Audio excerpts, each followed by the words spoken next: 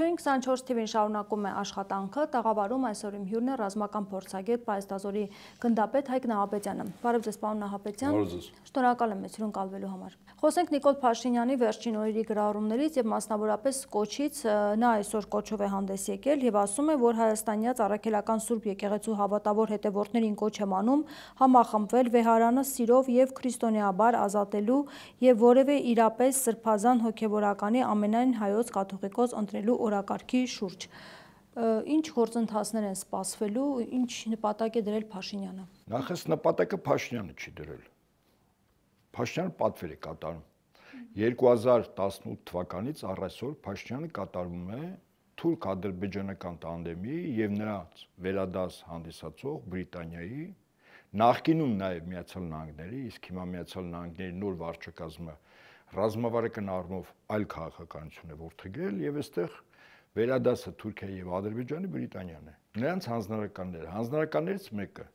Արցախ ամբողջովին հանձնել։ Երկրորդ հանձնարարականը Միջանցք, այսպես կոչված Զանգեզուրի Միջանցք։ Երրորդ հանձնարարական Հայաստանը ամբողջովին 100%-անոց շրջափակման մեջ վերցնել։ Այդ թվում նաեւ Իրանից կտրելով, երբ այսպես կոչված Զանգեզուրի Միջանցք կոչվածը լինի եւ Վրաստանից կապը կտրել, ունենալ հսկողություն եւ վերահսկողություն Վրաստանից Հայաստան մտող գազամուղի ճանապարհների ենթակառույցների վրա։ Այսինքն Հայաստանը դառնում է իր գոյության մրցունակության առումով զրո հնարավորություն ունեցող պետություն։ Այսինքն Հայաստանի քաղաքացիների ներկան եւ ապագան որոշել են Թուրքիան եւ Ադրբեջանը։ Փաշինյանը 18 թվականից բերվել է դրա համար։ Այնինչ կատարում է եկեղեցու դեմ։ Դա ոչ թե պետք է հարցադրումը դնել ինչու է եկեղեցու դեմ, այլ ինչու հիմա։ Փաշինյանը 2018-ին փորձ արեց վեհափար հայրապետին գահանքեց անել, որի իրավասություն ու իրավունքը չուներ։ Իհարկե ժամանակ իր ականջներն էին երևում, ինքը չէր երևում, բայց ես հաշվի առնելով, որ 18 թվականին բավականին ակտիվ էի եւ ոչ որպես ռազմական փորձագետ, այլ որպես մեր եկեղեցու զավակ, քրիստոնյա, ես բավականին իրազեկ եմ այդ գործընթացներին, որ տեղի ունեցել, հա։ Վստահաբար պատվերը իշխանություններից էր գալիս։ Ինչով է խանգարում մեր եկեղեցին թուրք-ադրբեջանական տանդեմին։ Եվ ինչու հիմա սկսեց գործընթացը։ Շատ կարևոր է, որպեսզի մենք հասկանանք, թե եկեղեցին ինչ վտանգ է ներկայացնում մեզ ոչ բարեկամ երկու պետությունից, իսկ եթե ավելի առարկայական ասենք, մեզ թշնամի երկու պետությունների։ Ուրեմն օրեր առաջ վեհափար հայրապետը Շվեյցարիայի Բեռն քաղաքում մասնակցեց մի շատ կարևոր միջոցառման, որի կազմակերպիչը մեր եկեղեցին չէր։ Առաջարկը մեր եկեղեցուց էր եղել, բայց կազմակերպիչը եկեղեցիների համաշխարհային կազմակերպության բողոքական եկեղեցիների, ուղղափառ եկեղեցիների, կաթոլիկ եկեղեցու, մեր քույր եկեղեցիների կողմից էր այդ միջոցառումը, որը ուներ Լեռնային Ղարաբաղի հայկական հոգևոր մշակութային պատմական ժառանգության պահպանություն խորագիրը։ Եվ երբ վեհափար հայրապետը խոսք է ասում, իսկ խոսքը առավել քան իր մեջ լուրջ շեշտադրումներ ուներ, այդ թվում նաև 44-ում Թուրքիայի մասնակցության հետ կապված, այդ թվում նաև Արցախը դատարկվելուց հետո մեր հայրենակիցների իրավունքների վերադարձի իրավունքի, այդ թվում նաև ռազմագերիների եւ դատավարության, այդ թվում նաև հոգեվոր պատմական եւ մշակութային արժեքների ոչնչացման Ադրբեջանի կողմից իրականացվող քաղաքականության վերաբերյալ։ Սա ամենակարևորը սա է, որովհետեւ ամենայն հավանականությամբ Փաշինյանը խոստացել էր եւ Ալիևին եւ Էրդողանին, որ ընդհանրապես Արցախի հետ կապված որևիցե ոչ միայն կոնֆերանս ենել միջազգային ենել քրիստոնյա աշխարհի, հա, ղեկավարների ներկայացուցիչների, հա, եկեղեցիների գլուխների, այլև ընդհանրապես այդ բառերը օրակարգից դուրս է դնում։ Ուշադրություն դարձրեք, որ եւ падգամավորները քաղաքապայմանագրի եւ կառավարության ընդհանրապես ինչպես սատանան խաչից է փախնում, սրանք էլ Արցախ բառից, Արցախի հանրապետության դրոշից, հա։ Եվ մեկ էլ, ինչպես ասում են, անամպ երկրում ամպրոպ եւ կայծակ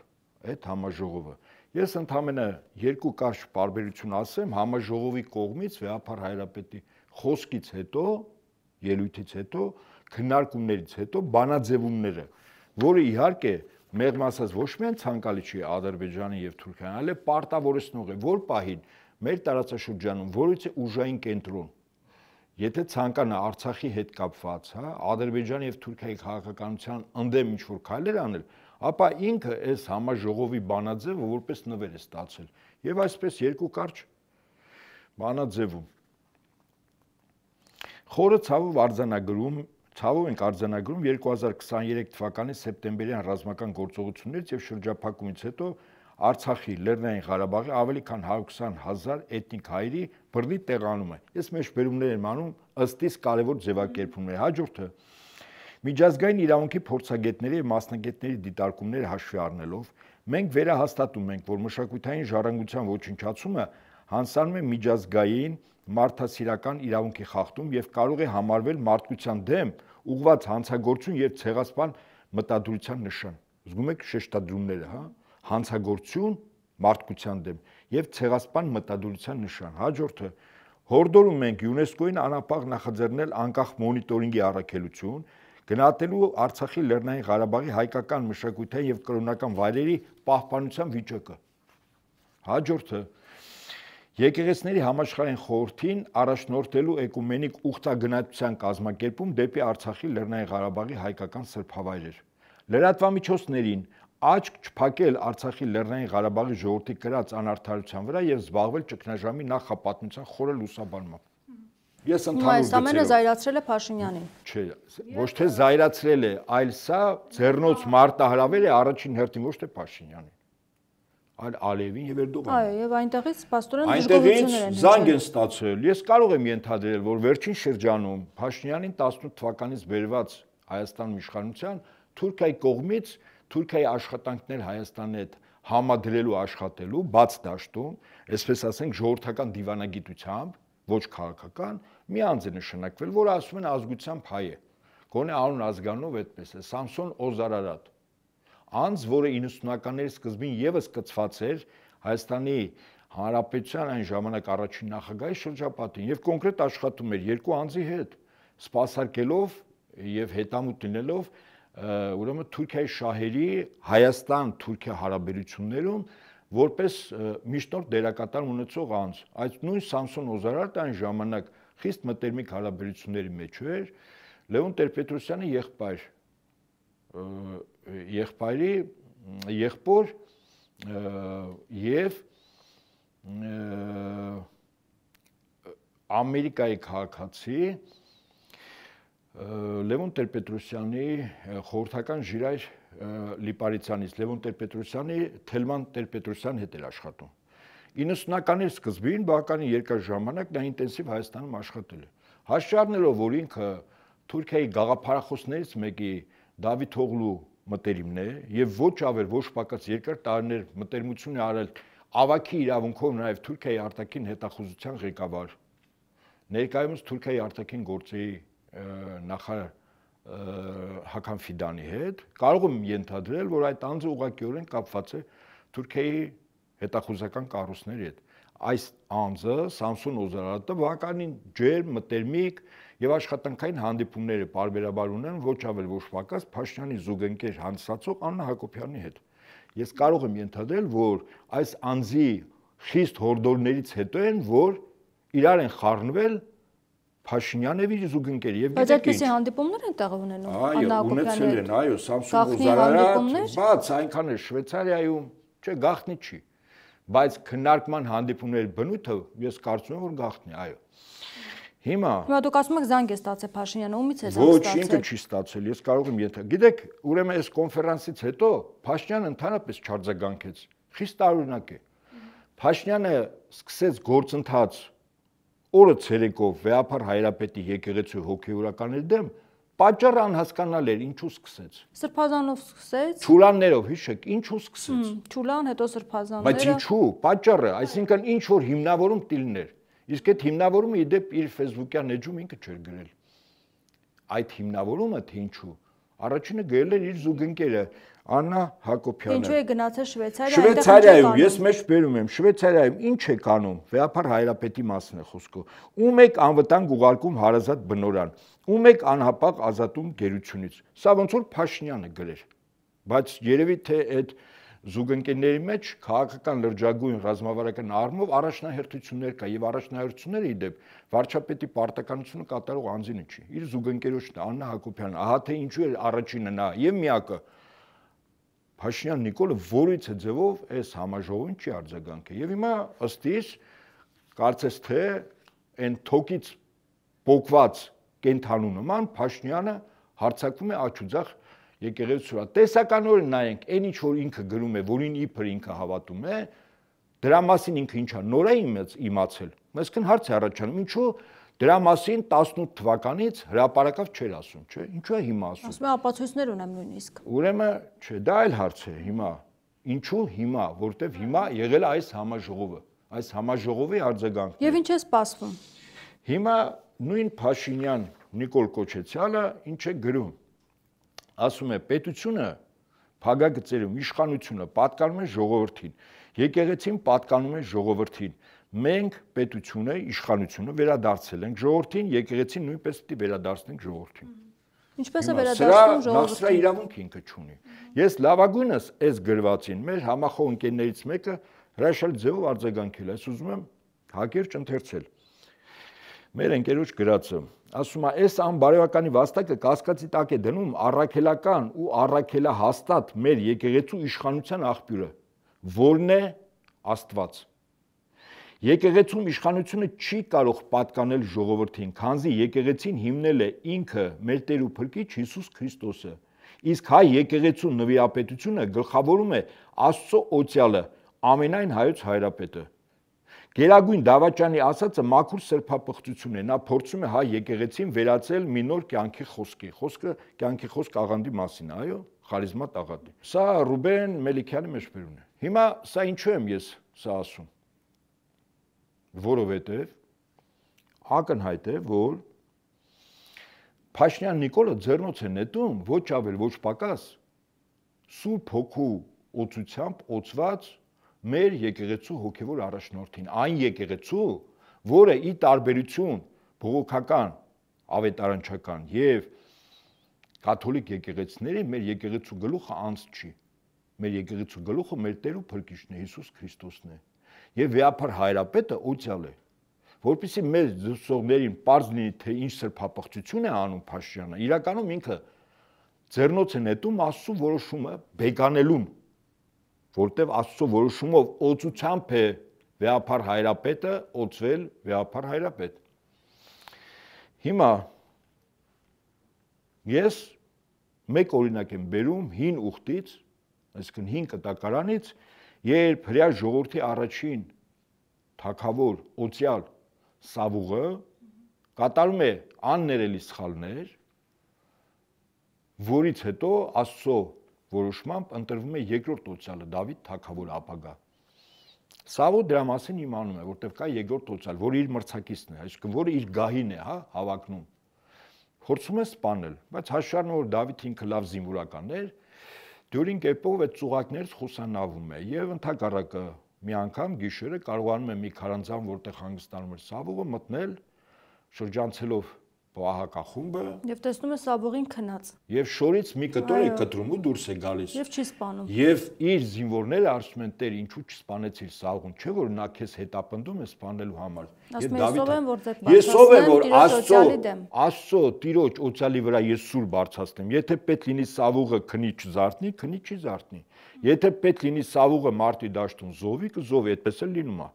հիմա ով է Փաշինյան Նիկոլը որ Աստծո օծյալի վրա սուր է բարձրացնում ես ուզում եմ հարցնել ընդհանրապես ինքը ով է ինքը իրեն ներկայացնում է որպես հավատավոր զավակ այո այն ինչ որ ասում է ուխտը խախտել է ըստ էության նա չի կարող նա եկեղեցու կանոնակարգով նա չի կարող լինել ասում է վեհափար եւ պետք է հեռանա լավ դուք գտնում եք որ երկրի թիվ 1 պաշտոնատար անձը իր առողջությունը իր բարոյական նկարագիրը երկրի անվտանգության հետ կապված ուղղակի իրավիճակներ են երկրի ղեկավարի առողջությունը եւ իր բարոյական նկարագիրը այսինքն անբարո վարքով ապրող մարդու վրա եթե մեզ ոչ բարեկամ երկրների հատուկ ծառայություններ ունենան կոմպրոմատներ հա չկարծում որ դա ազգային անվտանգության խնդիր է օրինակ Փաշինյանը լավ կլինի ավելի շուտ մտածի, թե ինչ ստատուս ունի ինքը եւ իր զուգընկերը ըստ Աստվածաշնչի եւ ինչպես է դա կոչվում։ Ես չեմ ուզում այս տաղավարով այդ բառը ասեմ, շատ խիստ է։ Այդ բառը ասում, թեև կարող եմ ասել, որից է խնդիր չունեմ։ Այն արարքը, որտեղ դու եկեղեցով եւ այսօր պետական հին ժամանակ եկեղեցին էր անպայման այդ միությունը, այո, ուրեմն արձանագրում, ֆիքսում եւ օրնություն տալիս։ Հին ուխտով հիմա մեզ մոտ էլ եկեղեցին եւ ակտերի գրանցման, այո, ամուսնությունների ակտերի գրանցման հաստատությունը, Արդարադատության նախարարության մի ստորաբաժանում է, ճիշտ է։ Հիմա ինքը եթե իր զուգընկերոջը չունի այդ ստատուսը, ինքը ո՞նց է ըստ Աստվածաշնչի կոչվում։ Գիտեք։ Եվ իր արարքը ինքը ինչ է։ Ինքը անընդհատ վեհապար հայրապետի եկեղեցու հոգևորականների դեմ երբ որ խոսում է, միշտ Աստվածաշնչից օրինակներ է, չէ՞ բերում։ Ինքը իրեն փորձում է համոզել, որ ինքը ճիշտ է, որ իր դեմ տգետները, չգիտեմ, ամբողջները ոտքի են կանգնել, Դավթի հոգեվիճակի մեջ է ինքը իրան դրել։ Դավիթ թագավորը երբ որ պայքարում էր, անհավատների սաղմոսներ ուներ։ Այդ սաղմոսներից պարբերաբար մեջբերումներ անում։ Բայց մենք ամեն քայլափոխին չենք ասում, չէ՞ որ քո արարքը դա է։ Քո երեխեքն էլ ինչ են կոչում, լա հարցը քո երեխեքն են թե չէ։ Չենք ասում։ Եվ հանգիստ վերընկի տեղը։ Այս մարդիկ մտածում են եկեղեցին, եկեղեցու հոգևոր առաջնորդը, եկեղեցու գլուխը իրանց համար սովորական կենցաղային խոսակցությունն է։ Իրանք խիստ սխալվում են։ Ես նաև զգուշացնում եմ բոլոր այն պետական կառույցներին, որոնք ըստ օդում կախված լուրերի լծվել են այս գործին։ Եվ իրենք էլ փորձում են ինչ, եկեղեցու դեմ, եկեղեցու հոգևոր առաջնորդի եւ եկեղեցու գլխի դեմ, Հիսուս Քրիստոսի դեմ սուր են բարձրացնում։ Էլ եմ ասում, ինչ սուր բարձրացին, այդ սրից էլ ընկնելու են իրենք։ Իրենք տեղը չեն բերում, ամեն ինչ իրենք նայում են նյութական հարթությամբ։ Հիմա կարծում եք գործընթացներն հաջորդելու, որովհետև ըստ էության Փաշինյանը կոչ է արել, որպեսզի գնան եւ Վեհարանի առաջ պահանջեն նրա հեռացումը։ Ուրեմն 18 ասում է քրիստոնեաբար սիրով պետք է դա անեն։ Այո, մենք քրիստոնեաբար սիրով իրեն կանենք։ Հիմա ես ձեզ ասեմ 18 թվականին ինչ էր, երբ որ մի քանի հոգևորականներ, քահանա, աբեղա, մի քանի տասնյակ կամ 100 եկեղեցուց դժգոհ, հա, այս կամ այն պատճառով, իդեպ որի իրավունք այդ մարդիկ էլ չունեն, որտեղ դատավորի ստատուս չունեն, հա։ Վեհապար հայրապետի դեմ շարժում էին սկսել, եթե հիշում եք, նոր Հայաստան, նոր հայրապետ։ Ճիշտ է։ Ձախողվեց, չէ՞ դա։ Հիմա կրկին կարծում եք ձախողվեց։ Եվ ասեմ ձեզ, եւ այդ մի քանի 100-ից զատ ուրիշ մարդ չկար։ Անուններով գիտենք, նոր եթերից առաջ նայում եմ մի խելապատարը նախկին կարգալուց արված մի հոգևորական կա։ ԱՄՆ-ից որ ելույթ Բերանը Ռուսաստանում էր ապրում, նախկին կարգալուց եղած Ռուսաստանի եւ Նոր Նախճեվանի թեմի նախկին առաջնորդ, arczepiskopos Տիրան arczepiskoposի մտերիմն է։ Իսկ Տիրան arczepiskoposը կարգալուց արել, որտեղ ընտանիք ա ունեցել, կին եւ երեխա, դրա համար կարգալուց արվել, հա, այսպես։ Բերանը ախորա, ինքը հոգևորականի սքեմ հակած, երբ խոսում է, հասկանում եք, այսինքն այս մարդը ոնց որ փողոցային անկյունից, թեև ինքը, եթե այսպես այդ բառամթերքով որ ես համեմ եմ իր կեցվածքը, փողոցում փոքր ժամանակ դոջիկ ա եղել։ Անձամբ ճանաչում եմ իրան։ Փող կանես, իրան 9-րդ հարկից կարող է հանի գցի վախից։ Էլ չեմ ասում պամպերսն էլ թրջելով։ Հիմա այդպիսիները սուր են ճոճում։ Մի քանի 100 հոգի 2018-ից ինչ որ կեցվածք են դրսևորում։ Ես հորդորում եմ, միտեղ ասել եմ այսօր, եթերում հիմա էլ եմ ասում, որևիցե խարիզմատ կառույցների անդամներ չլծվեն այս գործին, որտեղ 18 թվականին Փաշինյանին փողոցային պայքարի առաջնորդող ուժը իրականում մեր երկրի ոչ են քաղաքացիներն էին, որոնք հետո իջան սկզբում, դրանք կյանքի խոսք աղանդի հետևորդներն էին, անդամներն էին այդ կառույցը, որոնք իրենց եկեղեցի են կոչվում, այո։ Ես դրա մասին պարբերաբար ասում եմ եւ փաստեր ունեմ, այնպես օթից չեմ ասում։ Հետո այդ կառույցի ղեկավարը Արթուր Սիմոնյան մի օր գրեց իր Facebook-յան էջում, ոնց որ ի պատասխան իմ գրառումների, որ այո, շատերը մասնակցել են կյանքի խոսքից, բայց դա ղեկավարության կողմից կազմակերպված չէ։ Ես նորից եմ դիմում, հորդորում եմ, որից է խարիզմա տաղանդի ներկայացուցիչ, եթե փորձ արվի զանգվածային ձևով այսպես, հա, դեպի մայրաթոր մեր եկեղեցիների վրա, պատասխանը համարժեք եւ ավելի խիստ լինելու ձեր եւ ձեր կառույցների նկատմամբ։ Այս քաղաքացիական բախումներ կարող են լինել։ Ուրեմն ես չեմ բացառում, որ Փաշինյանը իր իշխանությունը պահելու համար, այո, Հայաստանի Հանրապետության քաղաքացիներ, ճնշող մեծամասնությունը մեր եկեղեցու զավակներ, նաեւ խարիզմատներ ունեն, տասնյակ հազարավոր անդամներ ունեն։ Այդ եթե անդամներին փորձեց փողոց իջեցնել, մայրաթոր գնալու իբր որպես քաղաքացիներ, մենք շատ արագ եւ ղեկավարներին գիտենք եւ անձանց շատերին դեմքերով գիտենք, որ պայն մենք արձանագրեցինք, որ աղանդավոր կառույցներ եւս լծվել են Արտուր Սիմոնյան, ամենամարդաշատը եւ այսպես զինվորական որպես կառույց կյանքի խոսքն է։ Մենք կիմանանք եւ ես կարծում որ ինքը առնվազն եւ իր ներկայացուցիչ էստեղ Արտուր Սիմոնյանը Միացյալ Նահանգներում է բնակվում, հա։ Կյանքի խոսքի կենտրոնը իդեպ ասեմ, չիմացողների համար Իսրայելում Հայֆայի քաղաքն է։ Իսկ ես որպես նախկին զինվորական, որը նաև հանգամանքների բերումով, նաև այս ոլորտը բավականին ի պաշտոն է, հա, իրազեկեմ կյանքի խոսքը, որը Իսրայելի Հայֆայի քաղաքում է, ուղղակիորեն կապված է Իսրայելի հատուկ ծառայությունների հետ։ Այսինքն, ես կապն եմ ասում, եթե իրենք մտան դաշտ, այդ կառույցի անդամները, այդ նշանակում է, որ Իսրայել, Ադրբեջան, Թուրքիա, Հայաստան, բարձր եմ ասում կապը, հատուկ ծառայությունների կապով հանձնարարություն են կատարում։ Եվ ինչ են ուզում հասնեն, ինչ նպատակ կա։ Վեհապարին են ուզում փոխեն, թե առասարակ այլ ծրագիր կա։ Մեր եկեղեցին ինքը դիմադրության միջնաբերդն է այսօր, որպես կառույց, անհատներ շատ կան, հարյուրավոր, հազարավոր անհատներ, փորձագետներ, կուսակցություններ, կուսակցության ղեկավարներ, ընդդիմադիր երկու խմբակցություն ազգային ժողովում, բայց որպես կառույց չեն իրենք։ Միակ կառույցը, ազգային կառույցը, որը ցանցային է աշխարհում, տարածված է հայության մեջ ամենաբարձր վարկանիշ ունի շատ բնական ձևով, այո, մեծ ճանաչում ունի քրիստոնեական աշխարհում, որպես առաջինը Հայաստանը եւ այդ եկեղեցին քրիստոնյա պետության հիմնադիր, այո։ Հիմա իրենց խնդիրը սա հեռացնելն է, ինչու՞, որովհետեւ եթե այսօր նկատի ունեմ օրեր առաջ Վեհապար Հայրապետը Շվեյցարիա Բեռն քաղաքում ելույթ անում, իրենք չգիտեն վաղ չեմիսօրը Վեհապար Հայրապետը ինչ խոսք ասի Արցախի հետ կապված, Հայաստանի հետ կապված, հայ-թուրքական ինքը ժողովրդին համախմբել մտածում։ Նաեւ, այո, հաշվի առնեմ նաեւ իր վարկանիշը այդ թեմաներով։ Իհարկե, սա ինչ է, այս ելույթը չեք կարծում, որ քրիստոնյա աշխարհում համախմբան կոչեր։ Իհարկե համախմբան կոչեր։ Չեք կարծում, որ Ալիևի եւ Էրդողանի համար սա պրոբլեմատիկ է։ Իսկ ինչ արձագանք պետք է այս ամենին տա եկեղեցին հիմա, որովհետեւ նախորդ արձագանքը հայտարարությունը տվել է, ես կարծում եմ կոռեկտ տեղին, հա։ Բավարար էր այդ հայտարարությունը։ Ես կարծում եմ բավարար, այո։ Բայց եթե Փաշինյանը այս գրածներից ինչ որ գրել էր, այո, անցնի կոնկրետ գործողությունների, այսինքն եթե գործնականում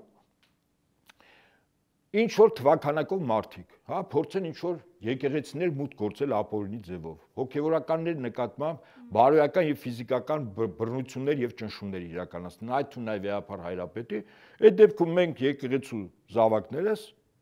իրավունք ունենք ինքնապաշտպանության։ Մենք ինքնապաշտպանենք նախ մեզ, մեր հավատը եւ մեր եկեղեցուն, մեր եկեղեցու հոգևորականներին եւ Վեհապար Հայրապետին։ Այո, դա սկզբունքորեն Փաշինյանը այս լարումներով փորձում է։ Եվ դա կարող է տեղի ունենալ միայն մեկ պարագայում, երկրորդ պարագա չկա։ Մի քանի 100 մեր եկեղեցու իրենց, որոնք կոչվում են մեր եկեղեցու հավատավոր զավակներ, 18 թվականի եւ դրանից հետո եւս ընդհանրապես երկու անգամ փորձեցին մի քանի տասնյակ մարդիկ են։ Այդ մարդկանց մենք բացատրեցինք, իրենք եկել էին եւ Մայրաթոր են եկել, Գայանը եկեղեցի են եկել, Մայրաթորի հարակից եկեղեցին։ Բացատրեցինք որոշակի առումով, կեցված դրսևորեցինք, իրենք հասկացան։ Գոնե ցույց տվեցին, որ հասկացան, իհարկե, ասենք, բացատրական աշխատանքը նաև որոշակի շեշտադրումներ կար, իրենք հեռացան այդտեղից։ Հիմա եթե այդ մի քանի տասնյակից բացի, ձեզ վստահաբար եմ ասում, հանկարծ այս գործընթացին զանգվածային առումով ներգրավի աղանդավորական կառույցների անդամները, մենք եկեղեցու զավակներս դա համարժեք են գնահատում եւ Փաշինյանը փորձ է անում օգտագործելով այդ եկեղեցու հոգևորականների վրա, ես չեմ բացառում նաև որոշ երկրների հատուկ ծառայությունների լրջագույն լծակները կամ հոգևորական մենք այլ բառ ենք ասում, ինչևէ ղեկավարների վրա Եթե նրանք իրենց անդամներին հորդորեցին, որ փողոց իջնեն եւ եկեղեցու մայրաթոր գնան, ինչ որ քանակով, մենք դա շատ արագ հաշված րոպեների ընթացքում մենք դա իմանալու ենք եւ մեր կեցվածքը կոնկրետ առաջին հերթին ոչ թե գնացողներ, այլ ղեկավարների հանդեպ շատ խիստ ալնելու։ Այդ թվում եւ Միացյալ Նահանգներում գտնվող եւ Հայաստանի Հանրապետությունում։ Սա առաջին հերթին խոսքս վերաբերում է կյանքի խոսքին։ Եթե կյանքի խոսքը Իսկ եթե իրենք չեն խառնվում, բայց առհասարակ գործընթաց են մի քանի տասնյակ, ոնց որ 2018-ին եղավ, մի քանի 100 թող լինի կողքից, մի 100 հոգի էլ թամաշայեր մասնակից, մի 100 հոգի էլ ասենք անվտանգության ոստիկանության աշխատողներ են։ Դուք կարծում եք, որ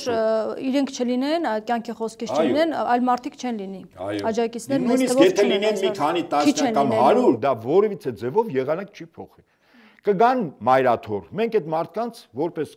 իրենց քրիստոնյա են համարում, մենք էլ սիրով կբացատրենք, որովհետեւ բռնություն 18 թվականի այդ անձանց նկատմամբ չի եղել։ Բացի սիրով, հարգանքով բացատրելուց, ասելուց, որ իրենց արարքը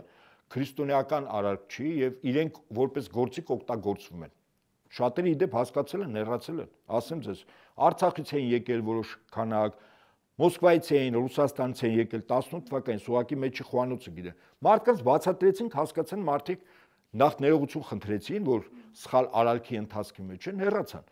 Հիմա նույնիսկ եթե մի քանի տասնյակ կամ 100 լինի, այդ մարդկանց հետ մենք սիրով բացատրենք, նույնիսկ այդտեղ հոգեվորականներն էլ պետք չեն։ Բացատրել, համոզել։ Բայց եթե դա որ պայն մեծ զանգվածային բնույթ կրեց, այսինքն դա հրաման է գալիս եւ կյանքի խոսքին եւ ոչ միայն, հա? Ասենք Եհովայի վկաները կարող է լինել, օրինակ տեսականորեն, հա? Եհովա բառը չասեմ, վկաները։ Եվ եթե այդ քանակը փորձարվի, նախ մենք իրենց կրկին կփորձենք ավելի խիստ ձևով բացատրել, բայց ես հորդորում եմ, որ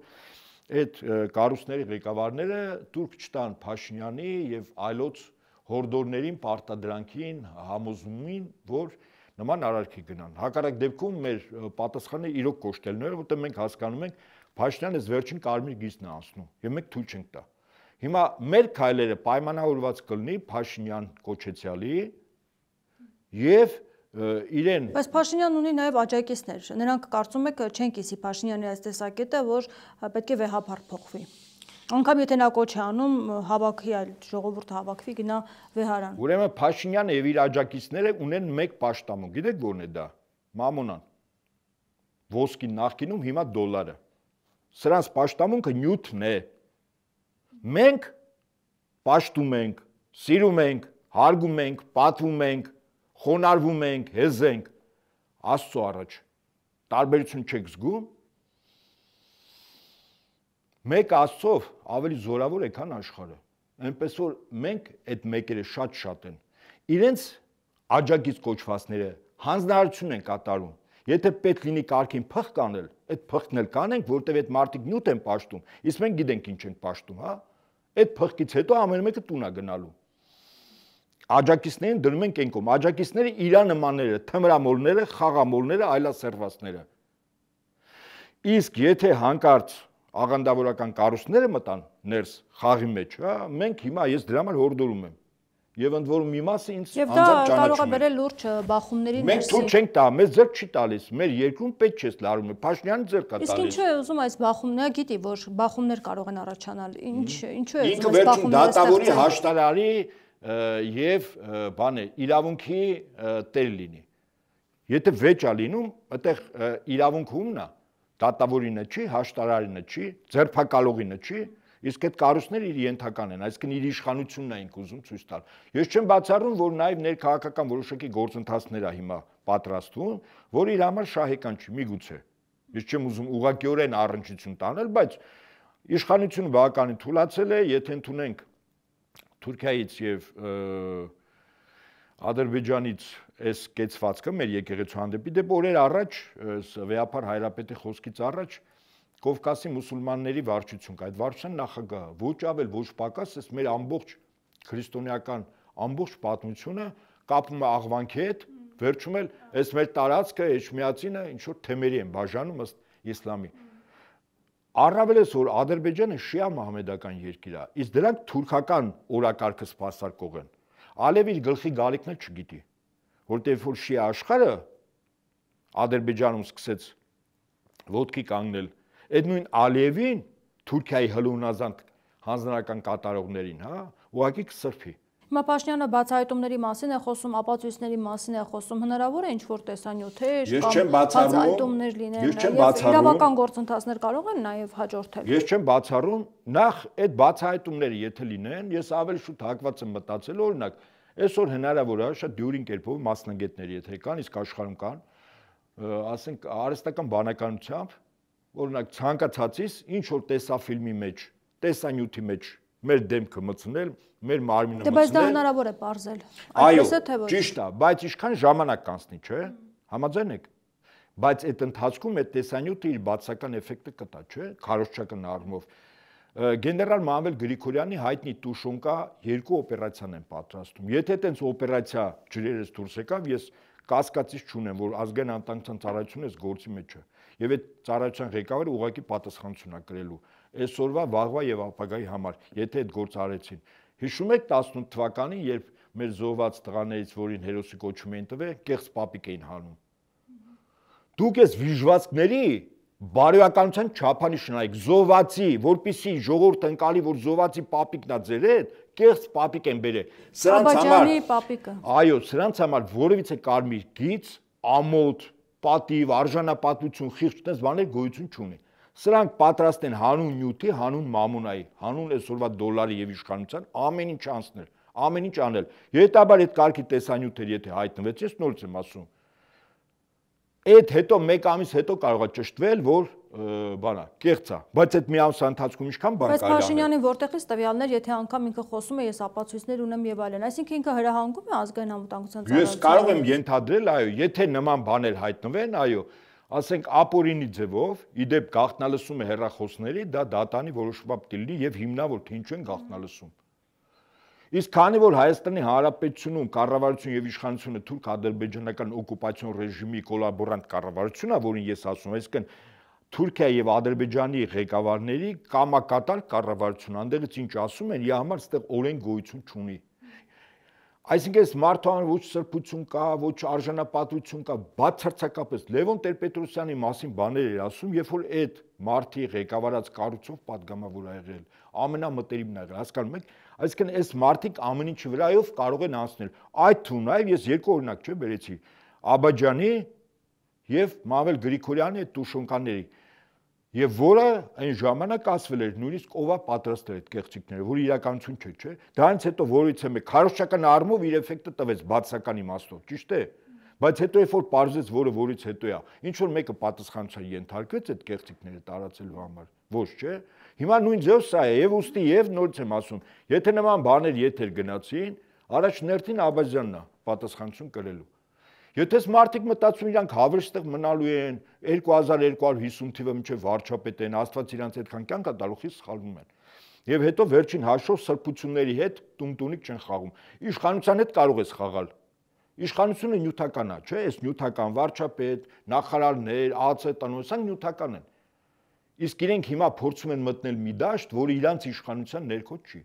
Աստծո իշխանության ներքո է եւ Աստծո զինվորների իշխանության ներքո է։ Իրանք երևի սխալվում են։ Թող փորձեն։ Ես հորդորում եմ, որ չփորձել, նման բան չանել։ Եթե արեցին, նորից եմ ասում, պատասխանը շատ խիստ է լինելու, որտեվ անցնում են բոլոր կարմիր գծերը։ Իսկ այդ կարմիր գծերը մեզ համար սկզբունքորեն արարքները, որից հետո մենք չենք ներելու։ Եթե այո, շատ բաներ կա, որ փորձում ես ըմբռնումով մոտենալ, հասկանալ, որ երկրի վիճակը սա է, այս բաները մենք չենք ներելու։ Եթե իրանք այդ կարմիր գծերը անցնեն, թող փորձի Փաշինյանը, թող փորձի իր կողքը հավաքված մի խումբ թմրամոլների, խաղամոլների, այլասերվածների, նախկին ապստամբների, եկեղեցու դեմ եւ աղանդավորների, էս է իր զորքը, թող փորձի։ Այդ զորքը հավաքի, մեր եկեղեցու զավակներն էլ այս կողմ կհավաքվին եւ տեսնենք սա իր համար ինչ կարժենա։ Ես չեմ բացառում, որ սա իր համար իշխանություն կարող է արժանալ, այո։ Ես կարծում եմ իր ճնշումը Ալիևի եւ Էրդողանի կողմից խիստ է եղել։ Եկեղեցին, ինչպես ասում են, եկեղեցու հոգևոր առաջնորդին փոխել։ Այ հիմա դրա համար ես երբ որ նայում ես իր գրածները, իր հոգեվիճակը, նաեւ հասկանում եմ։ Բայց առաջնորդին փոխելով ինչ հարց է լուծում։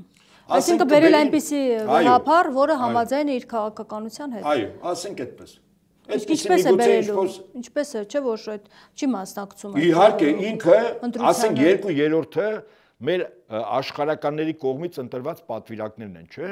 Ընտրության նման 1/3-ը հոգևորականներ, 2/3-ը աշխարհականներ։ ՔՊ-ից կլինեն։ Հիմա գիտեք ինչ ասենք, եթե մարդու համար, որը իշխանություն ունի, որի համար կարմիր գծեր գոյություն չունեն, ասենք արդյունքները կարող կեղծի։ Հիմա ինչքան ուզում ես վերկաց ասա, որ այսպես չի։ Ասում են չէ, այսպես է։ Էս էլ թղթերը, կեղծիկ։ Սուտ թղթերը ասել են, նայեք այսպես է, ինչ եք անելու։ Հետաքրքիր է, չէ՞։ Առայց որ այս մարդու 7 տարվա կառավարումը ամբողջովին կեղծիքի վրա է, ստի վրա է։ Արցախը հանձնելա, պարզումը հներն են մեղավոր, հա։ Մեր հայրենիքից տարածքները հանձնվել, մենք զոհեր ենք ունեցել, ասում են թուրքը մեզ չի սպանել, ասում են թուրքը մեղավոր չի, մենք ենք մեղավոր։ Սա ես կարծում եմ, որ նաև ունեն խորհրդականներ Փաշինյանը, որը դրսից ինչ-որ բաներ գրում տալիս են, հա, հաշվառն է, որ այս մարդը նաև ամբողջովին պարտավորությունների ներքո է եւ ամենակարևորը ինքը տիպիկ աղանդավոր է որպես գործում, գիտեք, այդ աղանդավորի բնութագրականը որն է։ Ուրեմն ինքը մի հատ սուտ պիտի տարածի, ասենք Աստվածաշնչից ինչ-որ մեկնություն, որը այդպես չի։ Այդ սուտը ինքը իրեն սկսում է համոզել, ինչ-որ հիմնավորումներ տալ, իհարկե այլ ստերով։ Հետո ինքը իրան համոզում է, որ այդ ճիշտ է, հետո սկսում է մյուսներին այդ սուտը համոզել։ Եվ Փաշինյանի այս գործելավոճը ինչ-որ հիմա մենք նայում ենք, որ ասում է կաթողիկոս պիտի օրակարգա, որ կաթողիկոս, ասենք որ իրանք չունի, ես ելեմ ասում։ Անհետաձգելի գործ է ասում է։ Օծյալի դեմ ինքը սուր է բարձրացնում, այսինքն օծյալ ասելով սուրբ հոգուց օծված, Աստծո դեմ է սուր բարձրացնում։ Աստծո դեմ սուր բարձրացածը սրովել ընկնելու է։ Այդ մարդը տեղը չի բերում երևի, հաստատ։ Ինքը մտածում է, որ մեր եկեղեցու զավակները իր կողքը վեսնոսների նման վազող, պաշտոն ուզող, նյութական բարիկներ ուզողներ են։ Ինքը երևի տեղը չի բերում։ Ինքը ասում է իր արշինով է բոլորին չափում։ Չեմ ուզում այս փորձությունը մեր ժողովուրդը մտնի, բայց եթե փորձեց, ինչպես ասում են, կերևա, մամոնան է ուժեղ, թե Աստված։ Այդպես։ Շնորհակալ եմ զրույցի համար։ Զրուցակիցս Պայստազորի գնդապետ, ռազմական փորձագետ Հայկ Նահապետյանն էր։ Շարունակեք մեզ հետևել, կհանդիպենք։